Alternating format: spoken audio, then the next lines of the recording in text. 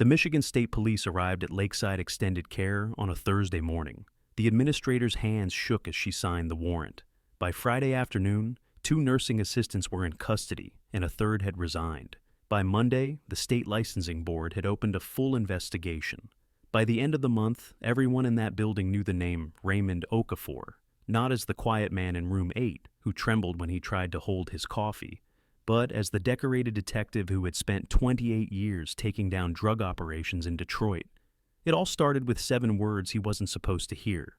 Roommate's tremors are getting worse, but his nephew approved the cheaper meds, more left over for us to skim. Don't forget to subscribe to my channel and like the video for your support. Thank you for subscribing. Raymond Okafor woke at 6:17 a.m. on a Tuesday in March, same as he had for the past 19 months at Lakeside Extended Care. The morning light came thin and gray through the window that looked out onto the parking lot. 3 cars sat in the staff spaces, one with a cracked windshield, another with a temporary plate taped inside. The facility smelled like industrial cleaner and yesterday's mashed potatoes, a combination that had become so familiar he barely noticed it anymore unless he thought about it deliberately. His hands trembled against the thin blanket. The Parkinson's had started 4 years ago, subtle at first, a persistent tremor in his right hand that he'd dismissed as fatigue. By the time Amara died, 2 years later, the diagnosis was confirmed and progressing. The tremors had spread. His handwriting, once precise from decades of police reports, had become an illegible scrawl. Buttons were a daily battle. Coffee cups required 2 hands and careful concentration. But his mind remained sharp. That was what the doctors always said with a kind of apologetic brightness, as if it were meant to be comforting. Cognitively, you're doing remarkably well, Mr. Okafor. As if being trapped in a betraying body with a fully functioning mind was some kind of gift. Ray pushed himself upright, the movement taking longer than it should have. His room was small, institutional beige walls, linoleum floor with a pattern meant to hide stains, a narrow bed with metal rails, a dresser with 3 drawers, a chair by the window. On the dresser sat a photograph of Amara on their wedding day in 1976, her smile wide and genuine, his uniform crisp and new. Next to it, his police citation plaques, 3 of them, their brass dulled with time. He'd come to Lakeside 19 months ago, when living alone was no longer safe. The decision had been presented as practical, inevitable. His nephew Marcus had handled everything, found the facility, arranged the finances, set up the trust to manage his pension and savings. "This way, you don't have to worry about bills or paperwork, Uncle Ray," Marcus had said, his smile reassuring, his hand on Ray's shoulder. "I'll take care of everything." Marcus visited once a month, always on a Sunday afternoon, always for exactly 45 minutes. He'd sit in the chair by the window, update Ray on his work at the accounting firm, mention his wife Jennifer and their 2 kids, ask surface-level questions about the facility and Ray's health. Then he'd check his watch, apologize about needing to get home, promise to visit again soon. The breakfast cart rattled down the hallway at 7:30 a.m. Ray had learned the rhythms of this place.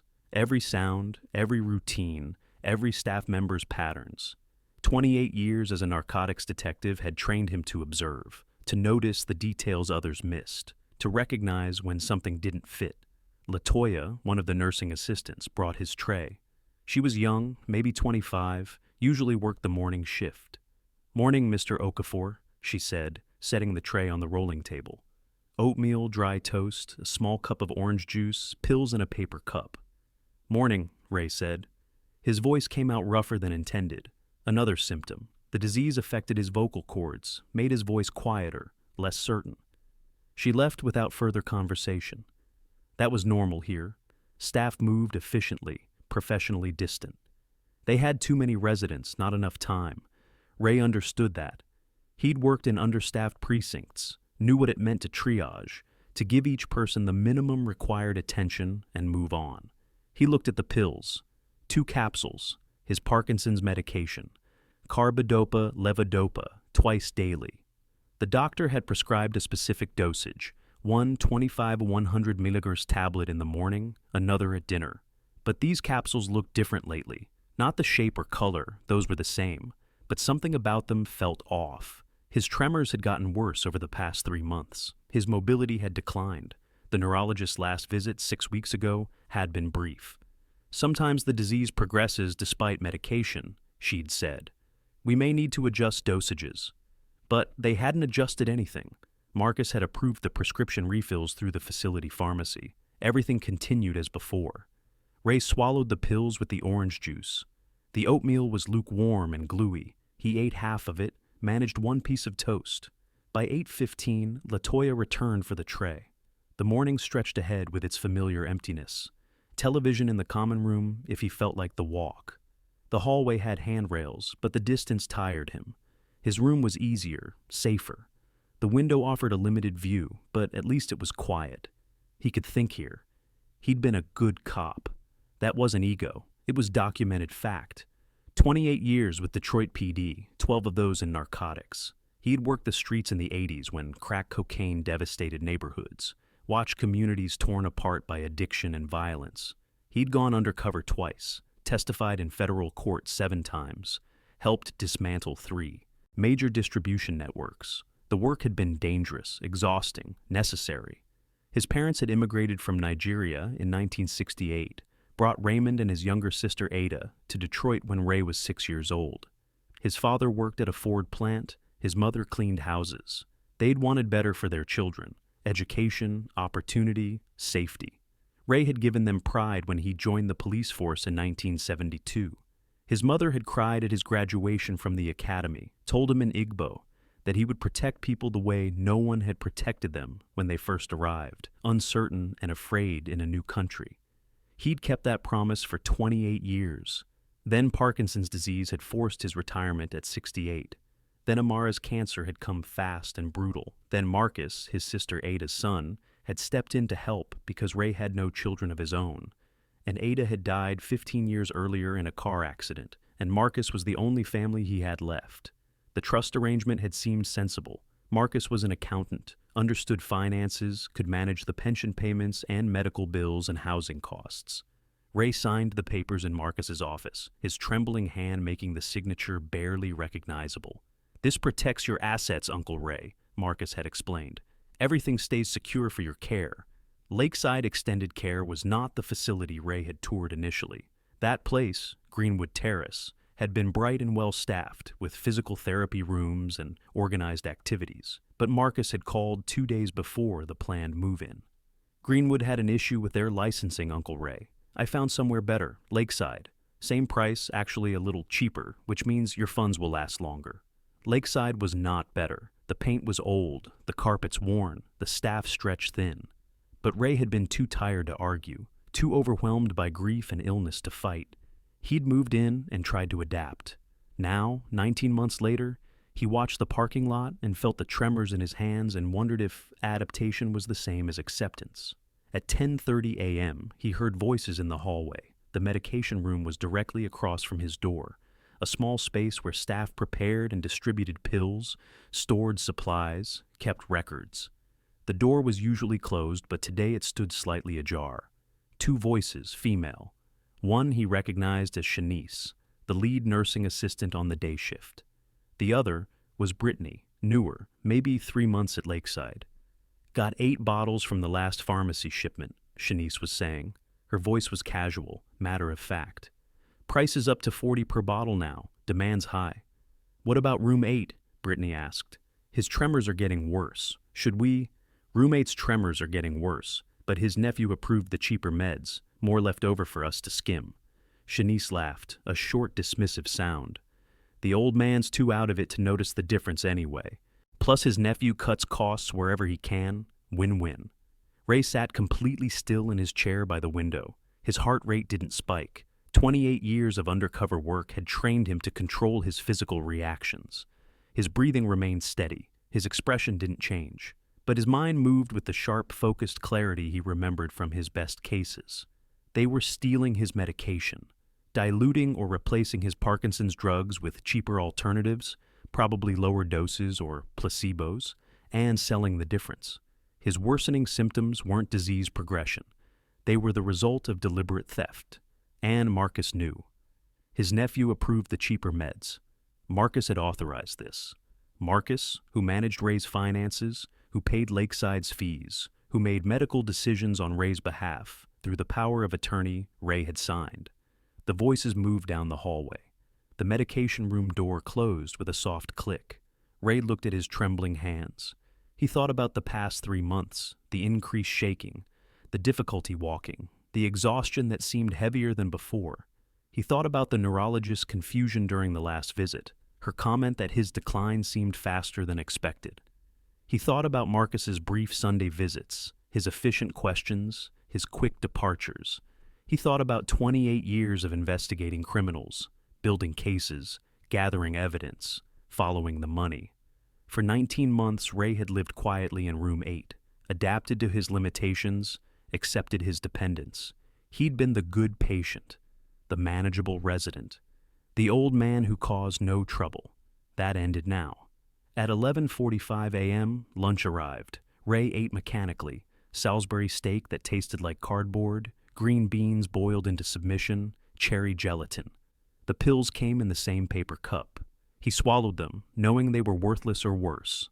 After lunch, he sat in his chair and made a plan. First, documentation. He needed proof. That meant records, his medical files, prescription orders, pharmacy invoices.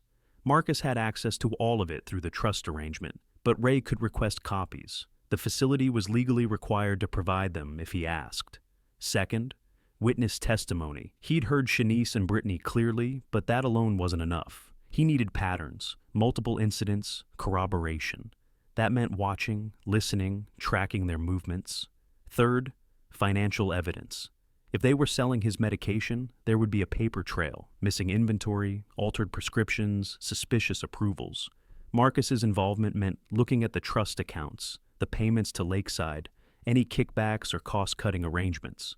Fourth, legal intervention. Once he had the evidence, he'd need help presenting it. A lawyer, probably. Law enforcement, definitely. Prescription drug theft was a felony. Elder abuse was prosecuted by the state attorney general's office. He had contacts, former colleagues who would believe him. The challenge was capability. His tremors made writing difficult. His mobility limited his movement. He had no computer in his room, no phone except the facility landline that staff monitored.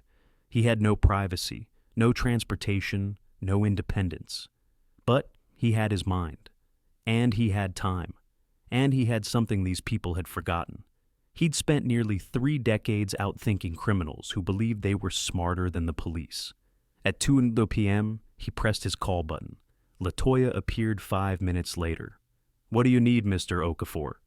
"I'd like to request copies of my medical records," Ray said. His voice was steady despite the tremor in his jaw. "Complete file, prescriptions, pharmacy orders, financial statements for my care costs." LaToya blinked. "You'll need to fill out a request form. I can bring one tomorrow." "I'd like it today, please." She hesitated, uncertain. Residents didn't usually ask for their records. "I'll check with the administrator." "It's my legal right under HIPAA," Ray said quietly.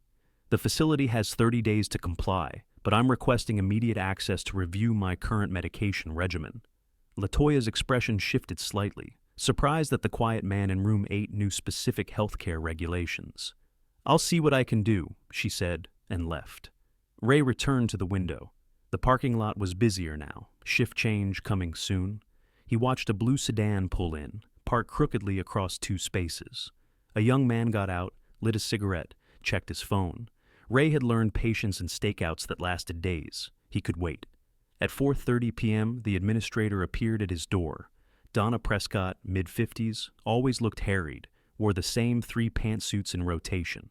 "Mr. Okafor, I understand you requested your medical records?" "Yes." Ray gestured to the chair. "Please, sit down." She remained standing. "Can I ask why you need them?"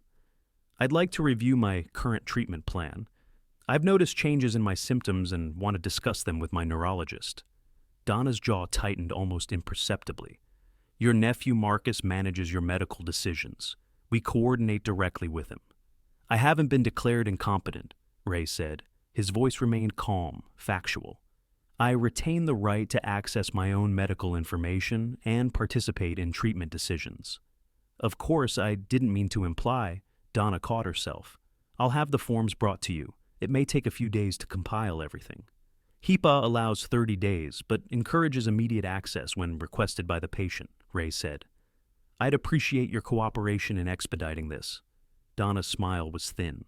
We'll do our best. She left without further conversation. Ray noted the time, 4:32 p.m. He noted Donna's defensive posture, her reluctance, her immediate mention of Marcus. If the facility was complicit in the medication theft, the administrator would alert Marcus. If Marcus was getting kickbacks for approving cheaper medications, he'd want to know that Ray was asking questions. That was fine. Let them worry. Worried people made mistakes. Dinner arrived at 5:45 p.m. Baked chicken, mashed potatoes, canned corn, more pills. Ray swallowed them, felt nothing. His hands shook. His back ached from sitting too long. He was 72 years old with a degenerative neurological disease, living in a neglected facility, dependent on people who were stealing from him. But he wasn't helpless. Not yet. Over the next 4 days, Ray watched and listened. He positioned himself carefully. Door open exactly 8 inches, enough to hear the medication room across the hall. He learned Shanice and Brittany's schedules. They worked 3 overlapping shifts per week, always Tuesday, Thursday, and Saturday mornings, when the pharmacy delivery arrived. He heard fragments of conversations. Sold 6 bottles this week, market steady. And need to be more careful with the counts. And as long as management doesn't audit. He noted everything in his mind. Writing was too difficult, too visible. Instead, he created a mental log, organized by date and time, cross-referenced with observations. It was a skill from his detective years, maintaining operational security, keeping evidence concealed until the case was ready. On Friday, the records request form finally arrived. 8 pages of dense legal language, signature lines, checkbox options. Ray's trembling hands made signing nearly impossible. It took 20 minutes to produce something barely legible. LaToya witnessed the signature with obvious reluctance. How long until I receive the copies? Ray asked. Administrator said maybe 2 weeks. The regulation specifies reasonable time frames. 2 weeks for a facility this size is excessive. LaToya shifted uncomfortably. I'll let her know you're waiting. Ray handed her the form. She left quickly, clearly unsettled. That afternoon, Marcus called. The facility phone in Ray's room rarely rang, maybe twice a month when Marcus remembered to check in between visits. Today it rang at 3:17 p.m. Uncle Ray, it's Marcus. His voice was cheerful, concerned. Administrator Prescott mentioned you requested your medical records. Is everything okay? I'm reviewing my treatment, Ray said. My symptoms have changed. Changed how? A slight edge now, hidden under the concern. Worsened. I wanted to compare current prescriptions to previous dosages. A pause, brief, but Ray heard it. I'm copied on all your prescriptions, Uncle Ray. Everything's been approved by your neurologist. If you're concerned, I can arrange a telehealth appointment. I'd prefer to review the records myself first. Another pause. I don't want you to stress about this. The facility is expensive. I've been working hard to manage costs while maintaining your care quality. Sometimes I negotiate better prices on prescriptions through their preferred pharmacy network. It's all legitimate, all for your benefit. There it was, the rationalization already forming. Marcus was preparing his defense before any accusation had been made. I'm sure you've handled everything appropriately, Ray said. His tone was mild, trusting, the voice of a confused elderly man who needed reassurance. I just want to understand my own care better. Of course, of course. Marcus sounded relieved. I'll make sure they get you those records quickly, and I'll visit this Sunday. We can go through everything together. Thank you, Marcus. After he hung up, Ray sat in the gathering darkness. His nephew was coming on Sunday, 4 days away. That meant Marcus was worried enough to move up his monthly visit by 2 weeks. That meant Ray had 4 days to gather more evidence before facing a man who controlled his finances, his housing, and his medical care. 4 days to build a case that would hold up against family loyalty and legal authority.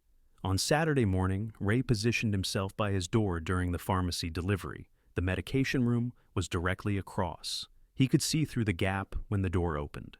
At 9:15 a.m., a delivery driver arrived with boxes. Shanice signed for them, brought them into the medication room. Through the partially open door, Ray watched her unpack bottles, check invoices, stack containers on shelves. Then she did something interesting. She took 3 bottles, prescription size, white labels, and slipped them into her jacket pocket. Quick, practiced movement. She glanced around, saw no one, continued unpacking as if nothing had happened. Ray remained motionless in his chair. He'd witnessed the theft directly now, not overheard, not suspected, seen. At 11:30 a.m., he used his call button. A different assistant responded, an older woman named Patricia who worked weekends. "Patricia, I need help making a phone call," Ray said. "My hands are shaking too much to dial." "Who are you calling, hun?" "An old colleague, Detective Michael Brennan, Detroit Police Department." Patricia looked uncertain. "Family usually prefers—" "He's not family. He's a friend from work. Please." She hesitated, then picked up the phone. "What's the number?" Ray recited it from memory. 28 years later, he still remembered Mike Brennan's direct line. The phone rang 4 times. Then, "Brennan." "Mike, it's Ray Okafor." A pause. "Ray? Jesus, man, how long's it been?" 4 years, since my retirement." Ray kept his voice steady, despite Patricia standing right there, listening. "I'm calling because I need some advice. Legal question about prescription medication regulations." Mike's tone shifted instantly, the cop hearing something underneath the words. "Where are you, Ray?" "Lakeside Extended Care, just outside Detroit. I'm doing research on elder care pharmaceutical protocols and thought you might know someone in the drug enforcement division I could talk to." "You doing okay, Ray?" Careful now, picking up the subtext. I've been better. Parkinson's is progressing, but I stay busy. You know me, always curious about how systems work." "I remember." Mike understood. "Tell you what, I'm actually heading that direction tomorrow afternoon. Mind if I stop by? Been meaning to visit anyway." "I'd appreciate that very much." "See you tomorrow, Ray, around 2 p.m. "Perfect." Patricia hung up the phone, looked at Ray with something like sympathy. "That's nice, having visitors." "Yes," Ray said. "It is." Sunday morning arrived cold and gray. Ray woke at 6:23 a.m., dressed slowly. Buttoning his shirt took 15 minutes, his fingers refusing to cooperate. He ate breakfast, swallowed the useless pills, waited. Marcus arrived at 10:45 a.m., earlier than his usual Sunday afternoon timing. He looked tired, stressed. "Uncle Ray, good to see you." The hug was brief, perfunctory. They sat in Ray's room, Marcus in the chair by the window, Ray on the edge of his bed. "So, these medical records," Marcus began. "I brought copies of everything I have. We can go through it together." He pulled a folder from his briefcase, spread papers on the bed. Prescription orders, pharmacy invoices, payment receipts. Ray looked at them with his trembling hands folded in his lap. His mind processed the information quickly. Dates, dosages, costs. The prescriptions appeared legitimate on paper, but the pharmacy invoices showed payments for generic substitutions at significantly reduced prices, and there were additional line items, formulary optimization fees, and bulk purchasing credits that reduced Lakeside's net costs even further. "See?" Marcus said, his finger tapping the papers. "Everything's documented. I've been saving money on your prescriptions while maintaining the correct dosages. The pharmacy uses generic equivalents, medically identical but cheaper. It's smart financial management." "Generic carbidopa levodopa," Ray said slowly. "Exactly. But my symptoms have worsened significantly in the past 3 months." Marcus's expression flickered, concern mixed with something else. Calculation. "Parkinson's is progressive, Uncle Ray. The doctor said that. Sometimes medication effectiveness decreases over time." "Sometimes," Ray agreed. "But usually there are adjustments, increased dosages, additional medications, combination therapies. We can schedule a neurology appointment." "I'd like to see the actual prescription bottles," Ray interrupted. His voice was still mild but carried an edge now. "The ones the facility dispenses, I want to verify the labels match these invoices." Marcus went very still. "Why would you need to do that?" "Because I was a narcotics detective for 12 years, Marcus, and I know what prescription drug diversion looks like." The room filled with thick silence. Marcus stared at Ray, his expression shifting through several emotions: surprise, confusion, anger, fear. "I don't know what you're implying," Marcus said finally. "I'm not implying anything. I'm stating facts." Ray's hands shook, but his voice didn't. You approved cheaper generic medications and negotiated cost reductions with Lakeside's pharmacy. Those savings appear in these invoices, but my symptoms have worsened significantly despite supposedly receiving appropriate dosages. That suggests either the generics are ineffective, which is medically unlikely, or the medications being dispensed don't match the prescriptions on paper. That's ridiculous. I've also overheard nursing staff discussing selling prescription medications, bottles from pharmacy deliveries disappearing into pockets, comments about residents being too out of it to notice. Ray met Marcus's eyes directly. Comments specifically about room 8. Marcus stood abruptly. You're confused, Uncle Ray. The Parkinson's affects cognition eventually, maybe sooner than we thought. I think we need to have you evaluated. I'm not confused. I'm also not incompetent, despite your clear interest in having me declared so. Ray remained seated, his tone calm and factual. I know exactly what's happening. You're receiving kickbacks from Lakeside for approving low-cost medications. Staff are stealing the difference between what's prescribed and what's actually dispensed. You profit, they profit, and I deteriorate. Marcus's face had gone pale. I've been managing your care. You've been exploiting my illness for financial gain while telling yourself it's cost management. I have every legal right. Legal authority isn't the same as ethical behavior, Ray said. I signed power of attorney because I trusted you, because you're Ada's son, because you're the only family I have left. Something cracked in Marcus's expression, guilt bleeding through the defensive anger, but he recovered quickly. Even if what you're saying were true, which it's not, who would believe you? You're an elderly man with a degenerative disease living in a nursing home. I have documentation, legal authority, and professional credibility. You're right, Ray said. I'm just an old man. But I'm an old man who spent 28 years building cases against people who thought they were untouchable, and I know how to gather evidence. Marcus grabbed his briefcase. I'm not listening to paranoid accusations. Then leave, but know that I've already contacted Detroit PD. A detective is visiting this afternoon. I'll be sharing everything I know. Marcus froze at the door. You're making a mistake. No, Ray said quietly. You made the mistake. I'm just correcting it. Marcus left without another word. Ray heard his footsteps rapid down the hallway, heard the front door open and close. He sat alone in his room, trembling hands folded in his lap, and waited. At 2:15 p.m., Mike Brennan arrived. He was older now, 63, gray-haired, still carrying himself with cop posture. He wore jeans and a jacket, off-duty, but Ray saw the badge clipped to his belt. Ray. Mike's handshake was firm, careful of Ray's, trembling. You look good. I look old and sick, Ray said. But thank you for coming. Mike pulled the chair close, sat down. Tell me what's going on, Ray told him. Everything. The overheard conversation, the worsening symptoms, the medication theft, Marcus's involvement, the financial arrangements. He spoke clearly, organized his information like a case briefing, provided specific dates and times and names. Mike listened without interrupting. When Ray finished, Mike was quiet for a long moment. You need a lawyer, Mike said finally. Elder abuse attorney, someone who specializes in financial exploitation. I know people. I also need the medication theft investigated. That's prescription drug diversion, controlled substance violations. I can make calls, get the right people looking into this. Mike pulled out his phone, started typing notes. But Ray, you understand what this means? Going after your nephew, pressing charges against the facility. This could get ugly. I know.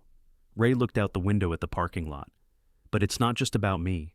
If they're doing this to me, they're doing it to others here. People who don't have the capacity to fight back. People who don't have 28 years of investigative experience. Mike nodded slowly. There's the Ray Okafor I remember. He stood. I'll start making calls today. Get you connected with legal representation. Have someone from drug enforcement come out this week. In the meantime, document everything. Write it down if you can, or record voice notes, times, names, conversations. My hands shake too much to write. Then I'll bring you a voice recorder tomorrow. Mike paused at the door. You gonna be okay here tonight, after confronting your nephew? He won't do anything to jeopardize himself further, Ray said. He's scared now. Scared people either run or lawyer up. Either way, he won't risk more exposure. Mike smiled slightly. Still thinking like a cop. Some things you don't unlearn.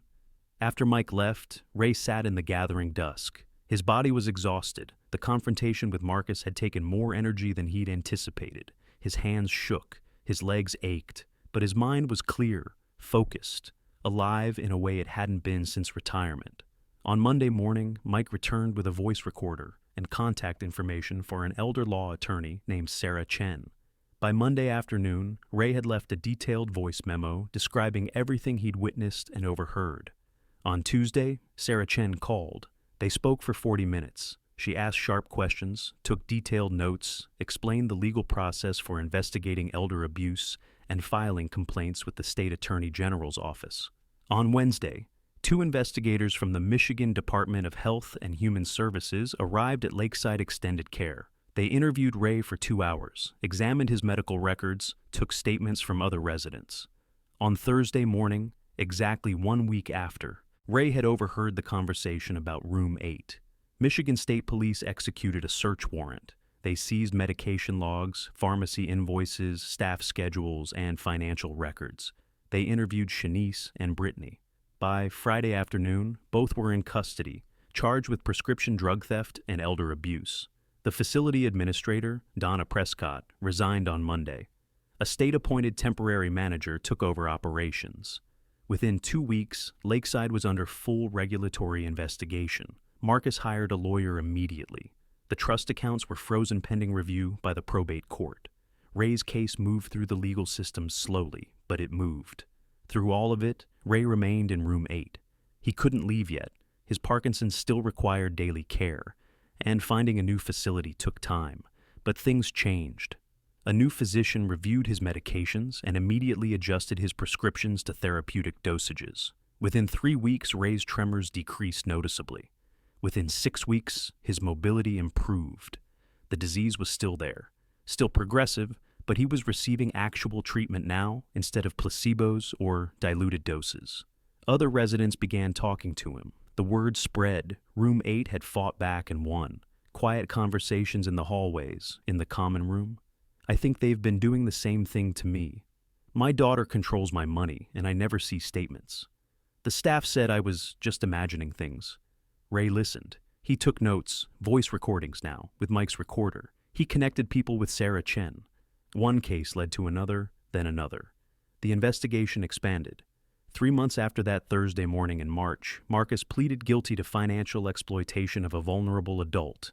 He received probation, was required to make full restitution, and lost his authority over Ray's care and finances. The settlement wasn't dramatic. Marcus didn't go to prison. Ray didn't get some Hollywood-style revenge. But Ray's assets were restored to his direct control. He hired a new financial manager with proper oversight. He moved to a better facility, not luxury, but competent and ethical. His nephew was out of his life. Most importantly, 4 other residents from Lakeside filed similar complaints. The state expanded its investigation to 3 other facilities in the same corporate network. Reforms were implemented. People were held accountable. It was, Ray reflected, what he'd always done as a cop: protect the vulnerable, expose the corruption, make the system work the way it was supposed to work. On a Saturday morning in June, Ray sat in his new room at Greenwood Terrace, the facility he'd originally toured before Marcus steered him to Lakeside. The room had better light, a window with an actual view of trees and grass, furniture that wasn't institutional beige. His hands still trembled. They always would. The Parkinson's was still there, still progressing. But he was receiving proper treatment now. He could button his shirt some mornings. He could hold a coffee cup. Small victories, but real ones. Mike visited that afternoon, brought lunch from Ray's favorite Nigerian restaurant. They sat by the window and ate jollof rice and plantains, talked about old cases, laughed about the absurdity of retirement. "You did good work, Ray," Mike said finally. "Those other residents, you gave them their voices back." Ray shook his head slightly. "I just used the skills I had. Same as always." "You could have stayed quiet, made it easier on yourself." "No," Ray said. "I couldn't have. Not and lived with myself." After Mike left, Ray sat alone with his thoughts. He thought about his mother, who had cried at his police academy graduation, who had told him to protect people the way they'd needed protection. He thought about Amara, who had supported 28 years of dangerous work because she believed in what he was doing. He thought about Ada, his sister, and wished she could have raised her son to have more integrity. He thought about the detective work, the patient observation, the careful evidence gathering, the systematic building of a case. Those skills hadn't disappeared with retirement or disease. They were still there, still useful, still necessary.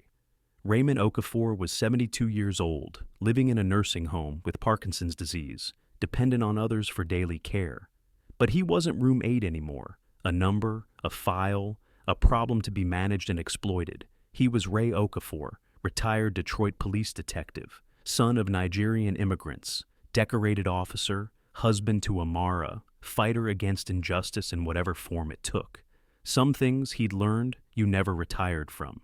His hands shook as he reached for his coffee cup, but they were his hands, functioning on proper medication now. His voice was still quiet, affected by disease, but it was his voice, and people listened. And that, in the end, was what dignity meant. Not the absence of limitation or dependence, but the presence of agency, of choice, of being seen and heard as fully human. Ray drank his coffee slowly, savoring the warmth, and watched the afternoon light move across the trees outside.